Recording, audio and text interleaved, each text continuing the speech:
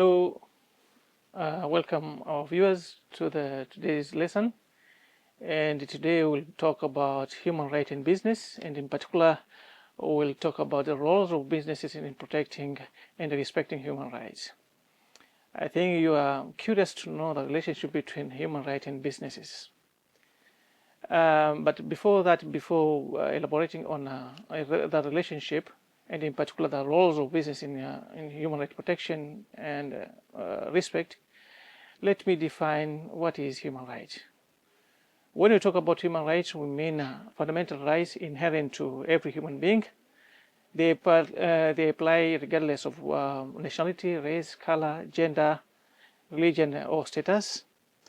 They are universal, indivisible, interdependent, and interrelated. But they are protected through different international, regional, and domestic legal framework. After elaborating about, discussing or explaining about the concept of human rights, now let us relate to business and human rights. But before that, I want to give you an overview of what transpired traditionally with the emerging approach of human rights framework. Traditionally, human rights claims were mainly directed against states. That means the governments were considered the primary duties bearers. But later on, due to the dynamism of human rights, new actors were considered very important subject of human rights law. And in that case, non-state actors and individuals were considered the subject who can violate human rights. And businesses increasingly influence people's lives and rights. That's why human rights now apply to both public and private actions. As we know that businesses have positive contribution, but also have negative contributions or effects. In particular, as we know, businesses, as a promoter of human rights, can create jobs and income, as we know. They reduce poverty, improve living standards, support education and healthcare, introduce new technologies, promote economic growth and innovations, and also support sustainable development goals. But apart from those positive contributions, human rights, our businesses have negative human rights impacts. And common human rights concerns include they exploit workers. The allegation that they exploit workers, the instances where they exploit workers, they violate labor rights, they pollute environment, but sometimes displace local communities, engage in corruption, and produce harmful products, and sometimes contribute to violence through business relationship. So these negative impacts triggered the world, the international community, to come up with the responses. And in that case, different framework, international instruments came into being. But in particular, the most common response taken by the international community, particularly UN, is the introduction of United Nations Guiding Principle on Business and Human Rights to regulate business conducts. Because of their side effect, the international community maintained that business community should be regulated. And that's why they come up with the United Nations Guiding Principle on Business and Human Rights. The most important thing on this instrument, they come up with 3 pillars.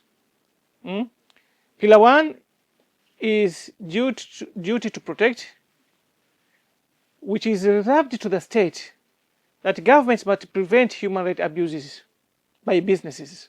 That's the first duty, as introduced by the United Nations Guiding Principle on Business and Human Rights.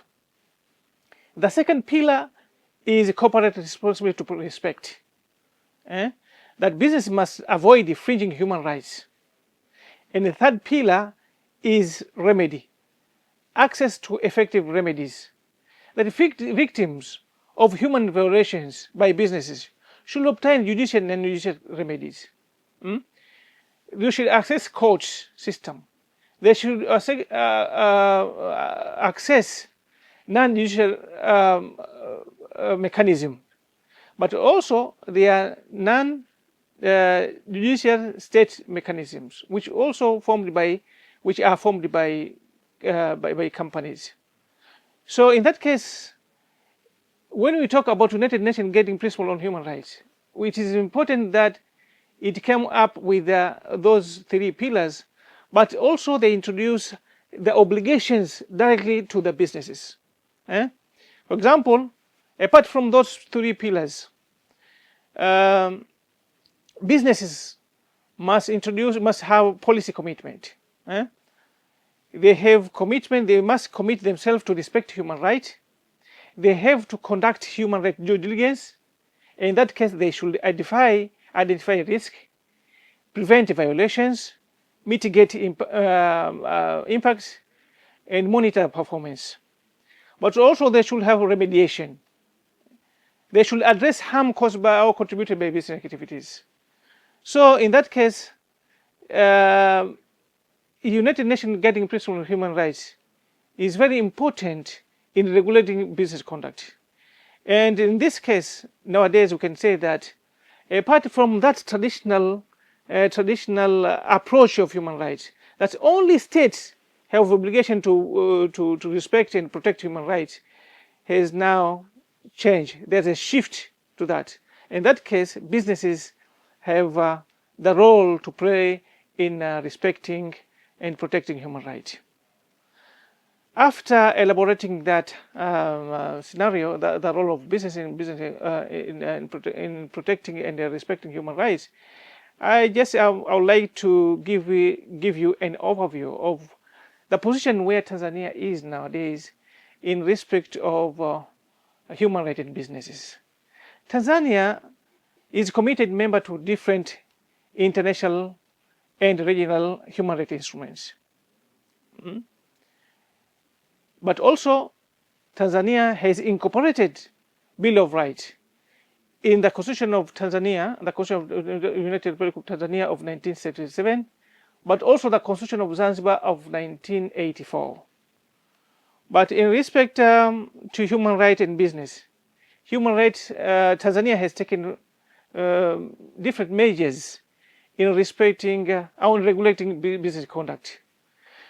In that case, in 2017, Tanzania conducted National Business Assessment, which was reviewed in 2024. The purpose of this business assessment is to assess business-related human rights issues and guide implementation of United Nations Guiding Principle United Nations Guiding Principles, as we introduced earlier. So, expected outcome from this assessment is to adopt the Tanzania National Action Plan on Business and Human Rights. And Tanzania now is in the process of adopting or finishing the National Action Plan on Business and Human Rights. Once this plan is successful, it means that Tanzania now joins leading African countries in promoting responsible business conduct. And this is very important stage. So Tanzania is in a better position because few countries in Africa have introduced National Action Plan on Business and Human Rights. Let me conclude my subject or my lesson on saying that human rights should be viewed on the contemporary situation. That the traditional process where only states are the subject of human rights, the subject who can violate human rights. That epoch has gone. Now, businesses can both promote and violate human rights. And